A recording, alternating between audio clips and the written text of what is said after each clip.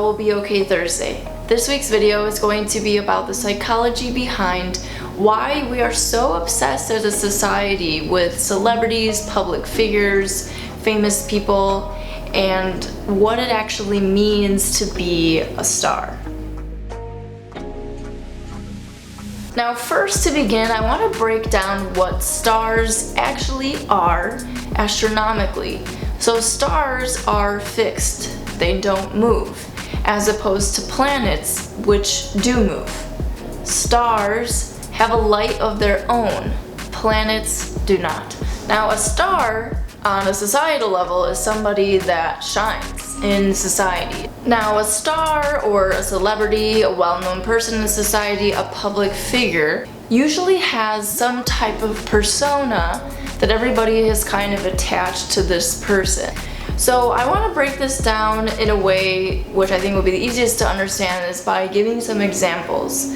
So what happens with celebrities, stars, public figures is that they attain a specific collective persona aside from their own individual persona. So everybody in society kind of comes up with their ideas about what this person represents, what type of person this person is, because of how they've been represented by media, a work of art, or how they represent themselves, even if it isn't totally the reality of that person. So let's take, for example, Janis Joplin.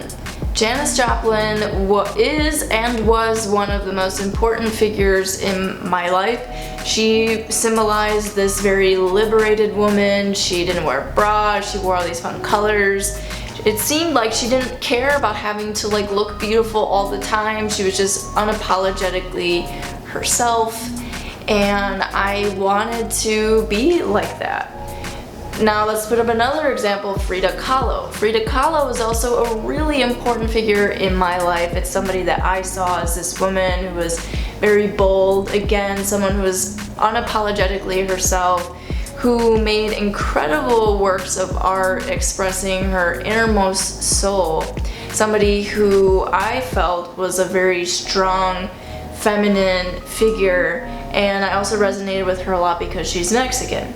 Now, I'm sure a lot of people had similar ideas about these people that I have, but truth be told, Janis Joplin struggled a lot with the way that she looked.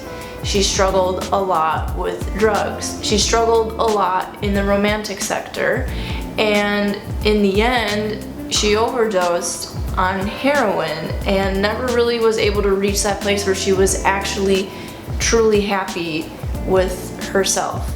And we have Frida Kahlo as somebody that I would have described as very bold, as very strong. Again, this really unapologetic female figure, yet she was in an abusive relationship most of her life and couldn't muster up the courage to leave and exit this relationship. And so I would categorize that as more passive than bold. But see, that's the thing, is that we oftentimes will have these ideas about a person and forget about their humanness. And that's kind of the issue with stardom, is we lift these people up in a way that is quite idolatrous, and we don't even see these people as flawed humans anymore, and we have these very high expectations about how we want them to be based on our individual personality. So it's actually really interesting how celebrities and public figures will tend to carry an archetypal image for the collective or an individual person. But my question really is to ask you, and it's for you to ask yourself, is what celebrities and public figures have you felt particularly connected to? And what is it about those celebrities? What qualities is it about those celebrities that you want to integrate into your own personality?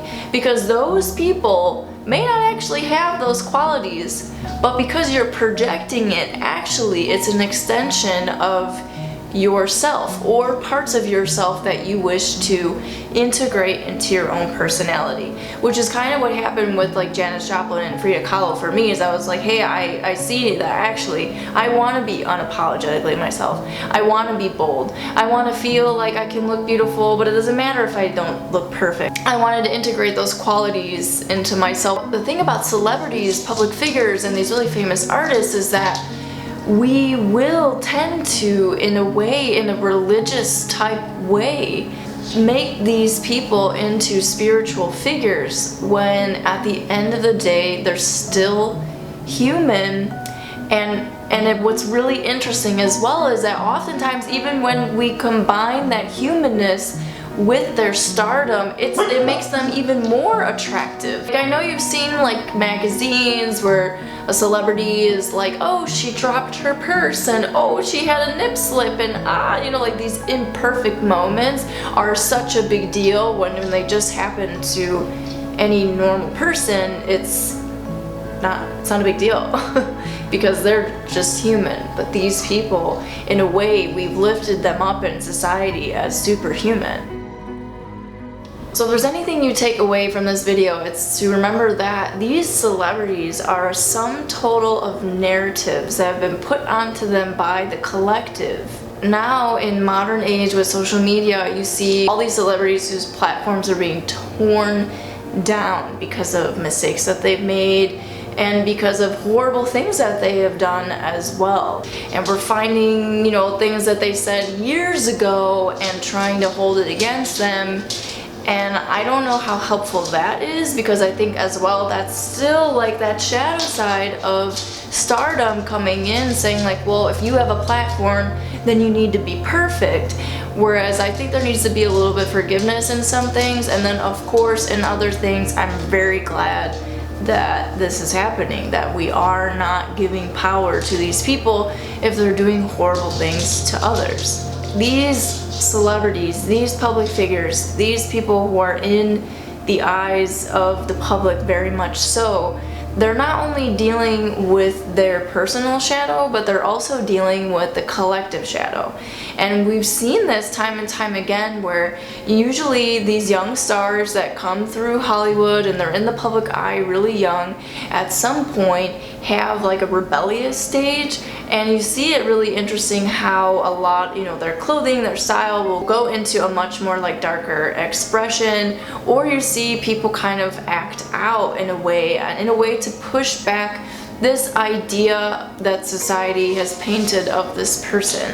So I want to bring up some pop queens from the early 2000s. These were ladies that I grew up with that were really popular in pop culture when I was a kid, and really seeing their transformation was kind of remarkable. And at the time when I was a kid, I didn't understand. I was like, why is Lindsay Lohan acting like this, you know? But now I understand why. So first, let's talk about Britney Spears. Britney Spears was on Mickey Mouse Club. Then she became an incredibly famous pop star. She was this like happy-go-lucky girl, beautiful blonde girl, and then she rebelled. She was like, I'm a slave for you, toxic, and then hold on, I'm gonna shave my head. Now, what do you think happened there? We had this image of Britney, and we were like, oh, she's like this perfect all-American girl. But then she's like, no, I'm not. I'm not perfect. Let's go to another example. We have Christina Aguilera, same thing. She was this, I'm a genie in a bottle baby, and this beautiful blonde, again, like American girl who can't do anything wrong. This pop star was like, you know, her and Britney were just so elevated in the late 90s. And then she had a dark phase. She went through a rebellious stage where she was more sexy, more sexual, more expressive in things that weren't along the lines of this collective image that had been made about her.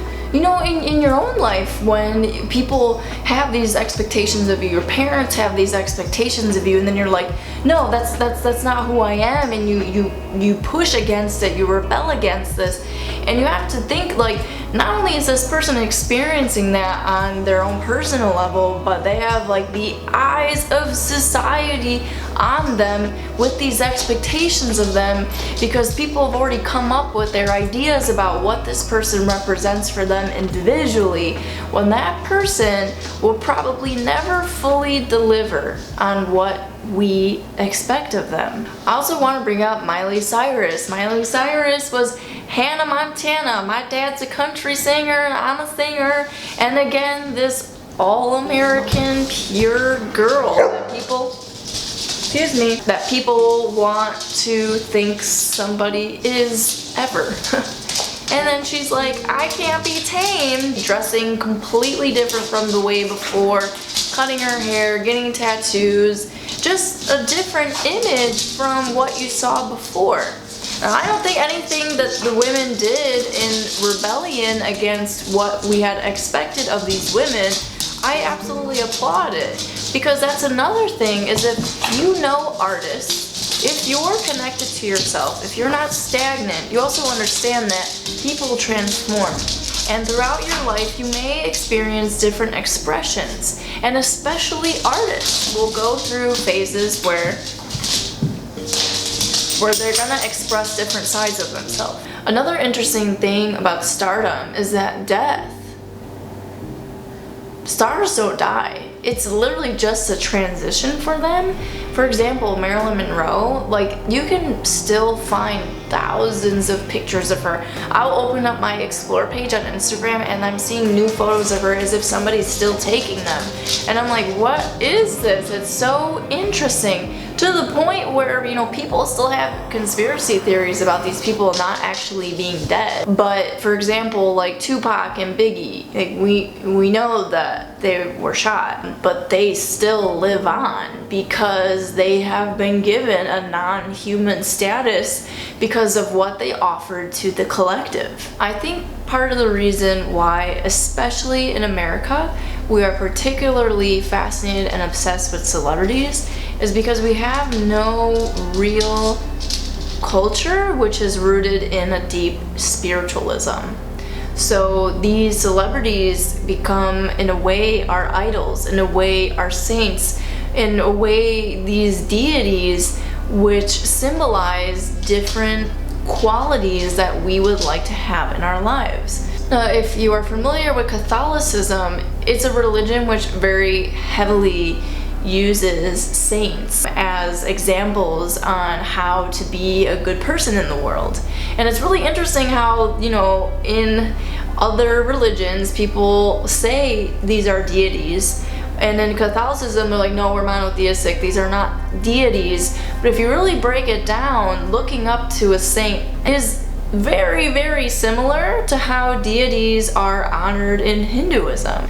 If you don't have some kind of spiritual connectedness, I think a lot of times we will use celebrities as a way to give us some kind of guidance if we don't have a kind of spiritual guidance. And I'm not saying that, you know, these kind of honoring these celebrities or appreciating their work is wrong. It's definitely not wrong.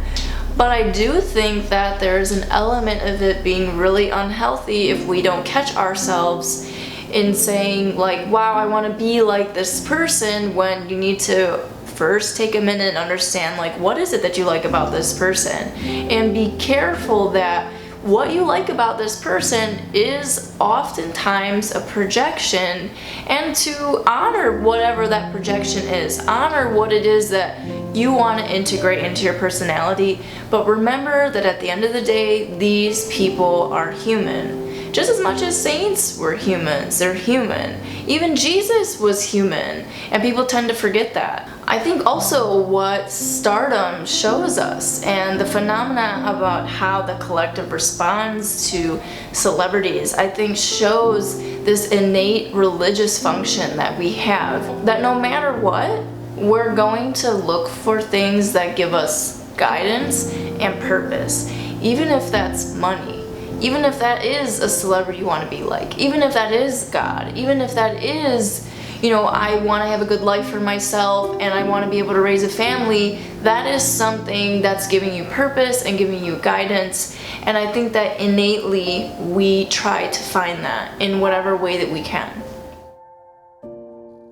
Thanks for watching, guys. If you have any further questions, please don't hesitate to comment. If you like this video, don't forget to give it a thumbs up. Subscribe to my channel if you haven't already, and check out my other videos if you're interested. If you have any questions or suggestions on another topic that I can do, I'm always open to that, and I hope to see you next week.